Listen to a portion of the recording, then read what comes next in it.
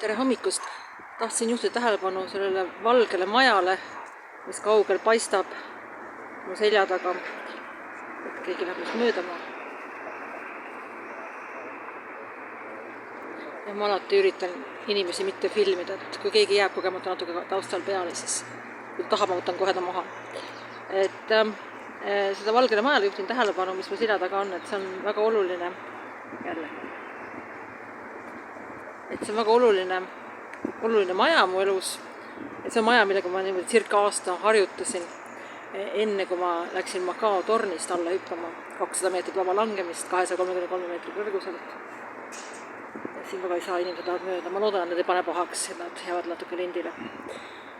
Et miks see on oluline, et kui ma alguses kartsin väga seda teha, siis ma alati, kui ma sellest majast mööda läksin, siis ma kujutasin ette, ma olen seal katusel ja siis nõjatun ette ja kukun alla. Ja see maja muutus nagu mu sõbraks, hakkas väga rahustavalt mõjuma, et see oli see maja, et sealt ma lähen. Kuigi see maja on nagu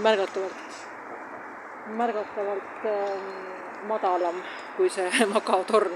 See on mingi onn võrreldes sellega, aga millegi pärast just seda maja, et seal on nagu, see katus on õrnalt nagu viltu läheb ja siis just see viltus osa peal, mis on üles, ma kujutasin, ma seisan seal ja siis nõjatun ette. Täpselt samas asendis, mis nad sunnivad nagu hüppama, et selles.